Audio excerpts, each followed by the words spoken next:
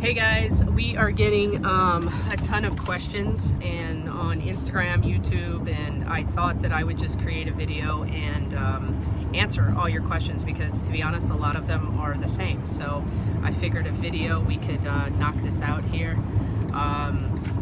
So let me go right into it.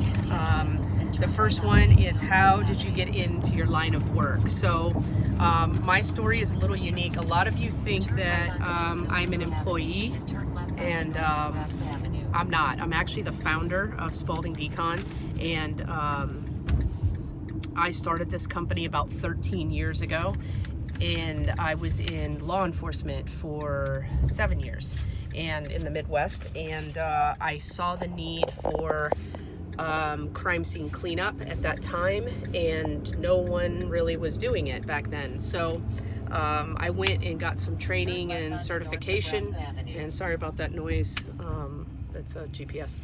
So I got some training and certification, and then just started up doing crime scenes really kind of on the side while I was moonlighting, doing that, and while I was working in law enforcement. So I really, at that time, didn't think that it would become the animal that it has, and I never ever thought that it would be a franchised business.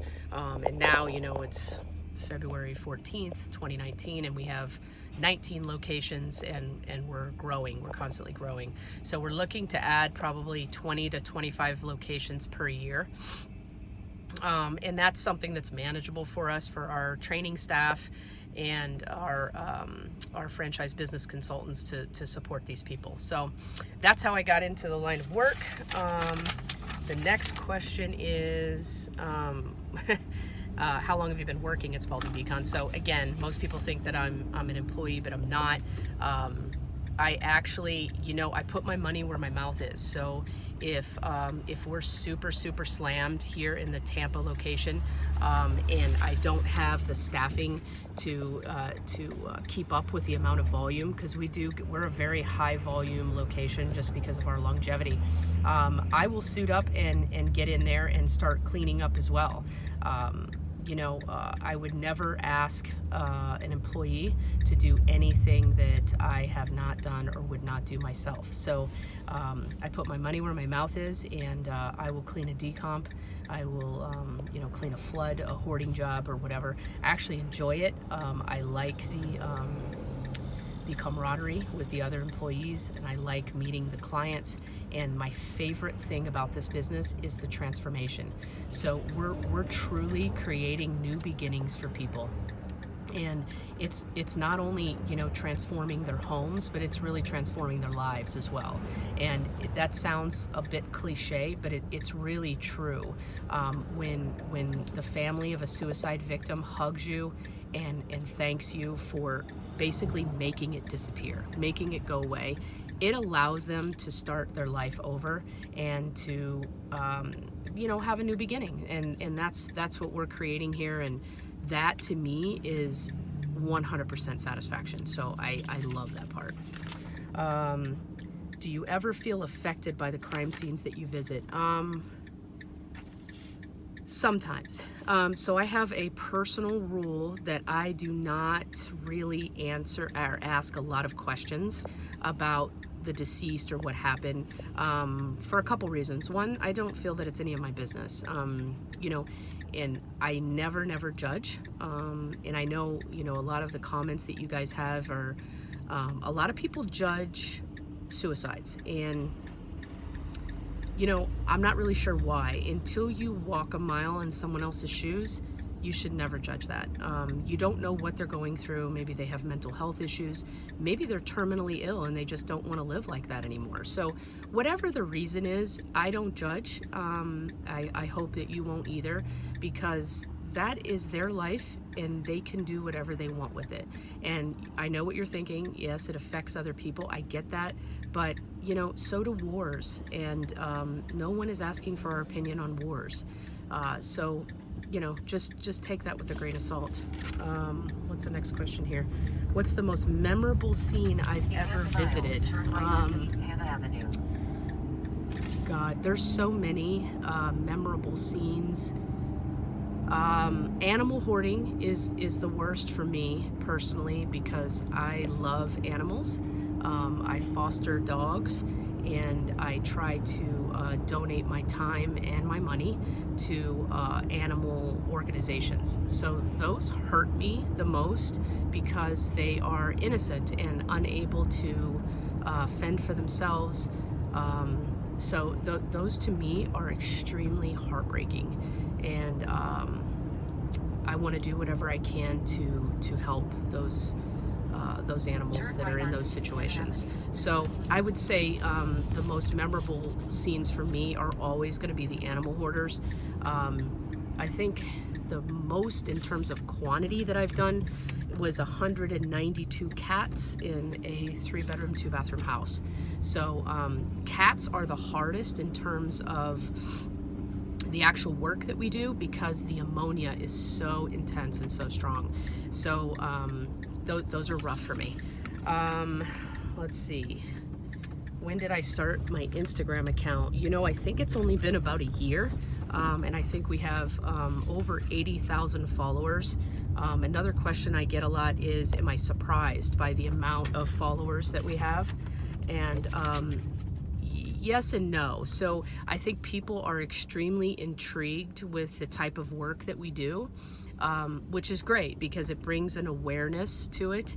Our intention is never, ever, ever to, exploit anyone or anything. You will never hear us say anything about the victim, where they live, the family, no names, anything like that. So you would never know where we are or who we are, what project we are working on.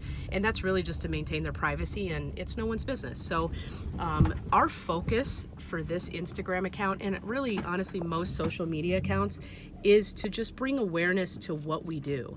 A lot of people are very curious about what happens when you die. And we have the ability to show you that.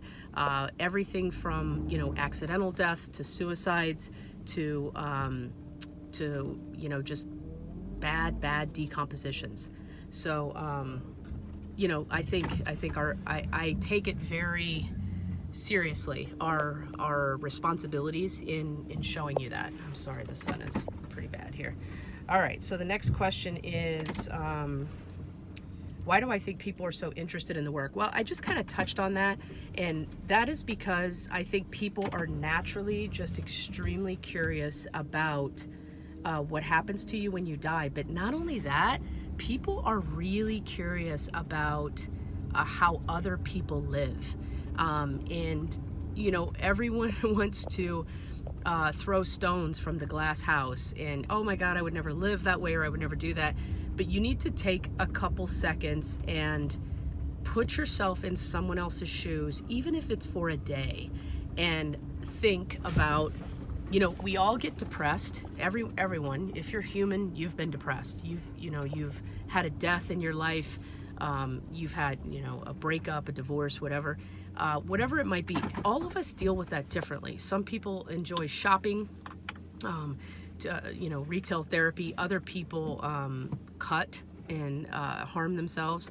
Other people, just get super angry. Well, some people actually hoard, and they're filling the void of whatever they lost. So I would just say, take a good hard look at someone else's life, and before you pass judgment. It's really easy to say, oh my God, how can people live that way? Well, when you're so depressed internally, to make your environment on the outside look how you feel on the inside is actually not that uncommon.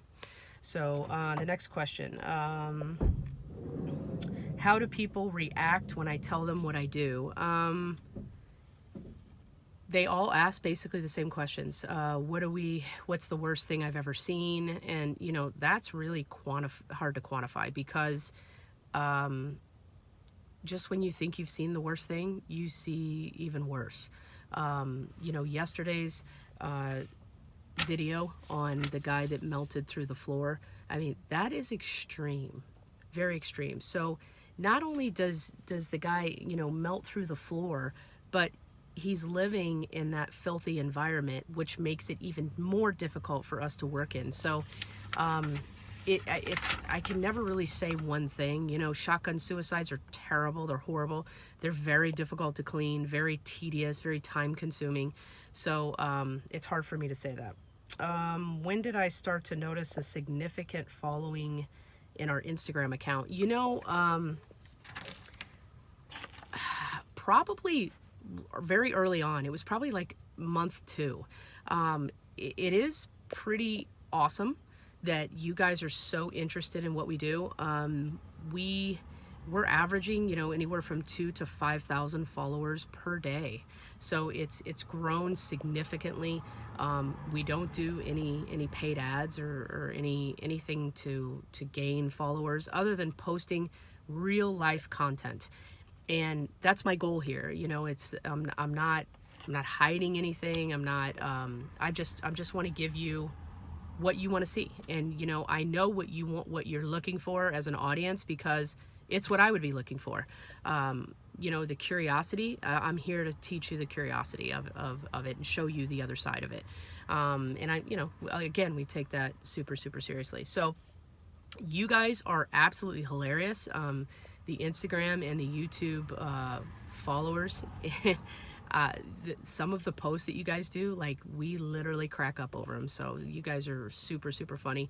And some of your questions are fantastic. You know, we try to post as much content as we can.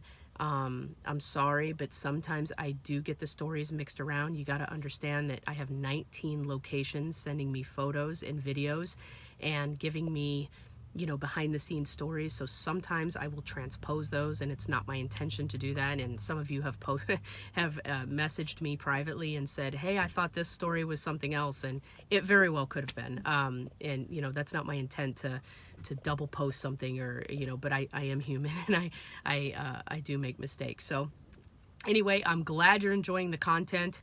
Please keep messaging me. I try to answer all of the questions that you're private messaging me, and I don't get to all of them, so I'm sorry, but I wanted to make this video because a lot of you have the same thing. Oh, there's one more question that you guys always ask is, what does it take to get into this field? So that question is twofold. One is, if you're looking to be the next successful business owner, we will teach you everything that you need to know from beginning to end. So we'll teach you how to clean up crime scenes, hoarding situations, mold, water restoration, how to clean up meth labs, and then most importantly, how to buy houses. So we buy these real estate from our customers, and we will teach you the methods to make massive profits on this real estate. This is one of the biggest components, and one of my favorite things about this business is how we acquire real estate and how we keep it and retain it for long-term wealth. And we'll show you how to do all that. So it's really easy to get involved in a Spalding Decon franchise from a discovery process. We make it really, really simple. We are approved with the SBA, so you can get a $150,000 loan in 4 to 6 weeks. That's how quickly you can get on board. So if you're interested in learning more about the franchise opportunity, contact Natalie Weaver at 866-99-DECON, 866-993-3266. Now, from the employee perspective, everyone seems to think that this is like a highly regulated industry, and it probably should be, but it's not, for whatever reason, which can cause, you know, a significant amount of issues, of course, if somebody wanted to be unscrupulous. What we look for in an employee is really just a good attitude, someone that's physically fit, non-smoker, and just has empathy and the desire to help people. You don't need degrees. You don't need to work in, you know, as a mortician or in the forensic industry. You don't need any of that. This is literally all we're looking for. If you have a desire to help people, you're physically fit, you have a great attitude, I can train you to do the rest. I cannot train you to have a good attitude. You either do or you don't. So we are always hiring in almost all of our office. The Tampa office is hiring 5 technicians, some full-time, some part-time. So if you are interested in the Tampa positions, apply at tampajobs@spaldingdecon.com. Just go ahead and send a resume, and we'll get you in for an interview. Again, guys, thanks for following us here at Spalding Decon. We really appreciate it, and we will continue to post great content. Thanks.